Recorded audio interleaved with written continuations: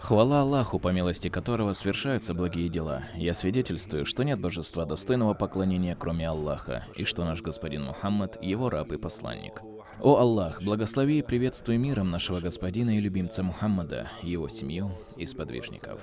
О рабы Аллаха, я завещаю вам и своей грешной душе бояться Всевышнего Аллаха. Бойтесь же Его и повинуйтесь Ему. Ведь поистине Аллах с теми, кто богобоязнен и кто творит добро. Как мы знаем, месяц Зуль-Каада подходит к концу, и люди со всех уголков земли готовятся к совершению хаджа. Некоторые уже отправились, а другие ожидают очереди.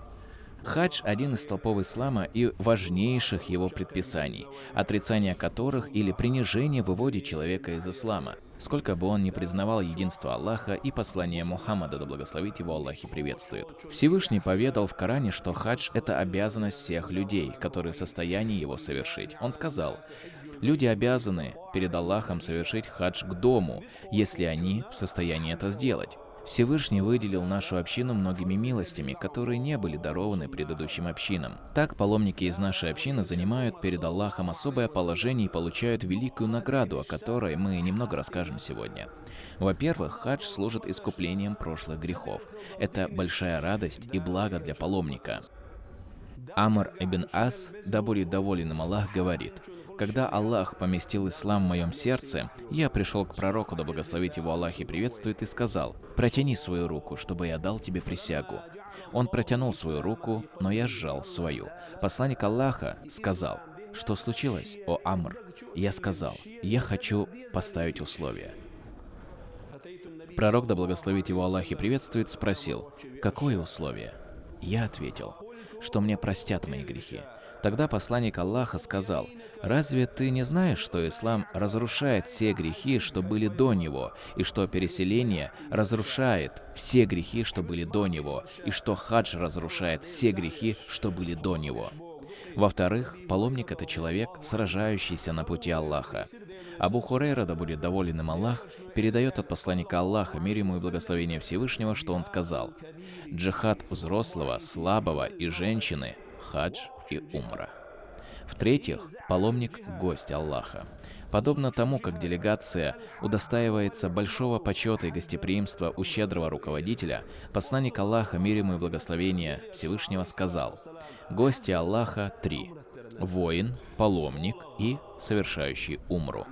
Абдуллах ибн Умар, да будет доволен ими Аллах, передают от посланника Аллаха, мир ему и благословение Всевышнего: совершающие большой и малый хадж – это гости Аллаха. Если они просят, им дадут. Если воззовут, им ответят. Если расходуют, они получают возмещение. В-четвертых, паломник получает великую награду от Аллаха. От Ибн Аббаса, да будет доволен им Аллах, передается, что посланник Аллаха, мир ему и благословение Всевышнего, сказал: 5 мольб не отвергаются. Мольба паломника, пока он не уйдет, мольба воина, пока он не вернется, мольба ущемленного, пока ему не окажут помощь. В другом хадисе сказано, что даже у неверующего ущемленного человека принимается мольба, ибо Аллах не любит несправедливость, не совершает его сам и запретил это для своих рабов. Дальше сказано: мольба больного, пока он не поправится, и мольба человека за своего брата втайне от него. В другом хадисе сказано, что ангел отвечает тем же самым человеку, который молится за своего брата. Это легкое деяние, которое можно совершить дома, в пути, в молитвах. Желательно вознести мольбу за своего брата, если он также желает получить ответ на свою просьбу. В-пятых, хадж удостаивает человека вхождения в рай, и это великая радость для мусульманина. Посланник Аллаха, мир ему и благословение Всевышнего, сказал: наградой за полноценный хадж является только рай. Пусть Всевышний примет хадж и умру паломников и ответит на их мольбы. Мы также завещаем паломников помолиться за нас, ибо их мольба близка к ответу, как сказал посланник Аллаха, мир ему и благословение Всевышнего: «О Аллах, прости паломнику и тому, за кого он просит прощения». Это великое благо, и поэтому пусть тот, кто в состоянии совершить хадж, не откладывает его. Если человек имеет материальную и физическую возможность, то пусть поспешит отправиться в хадж.